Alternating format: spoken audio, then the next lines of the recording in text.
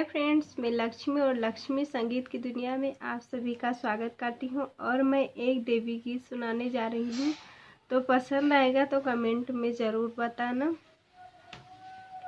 मैया के ऊंची दारी बारी चढ़ती मैया डर लागे। मैया के ऊंची दारी बारी चढ़ती मैया डर लागे। चढ़ते चढ़ते मैया पैला गिरी गे। चढ़ते चढ़ते मैया पैला गिरी गे। पैला के लागे झनिकार चढ़ते मैया डर लागे। चढ़ते चढ़ते मैया झुमका गिरी गे। चढ़ते चढ़ते मैया झुमका गिरी गे।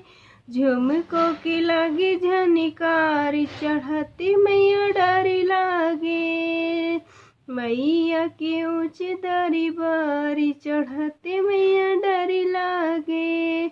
चढ़ते चढ़ते मैया चूड़ी गिरी गे। चढ़ते चढ़ते मैया चूड़ी गिरी गे। चूड़ी के लागे झनिकार चढ़ती मैया डर लागे। मैया के ऊंची दरी बारी चढ़ते मैया डर लागे। चढ़ते चढ़ते मैया बिछिया गिरी गे। चढ़ते चढ़ते मैया बिछिया गिरी गे। बिछियों के लागे झनिकार चढ़ते मैया डर लागे। मैया के ऊंचे दरी बारी चढ़ते मैया डर लागे। मैया के ऊंचे दरी बारी चढ़ते मैया डर लागे।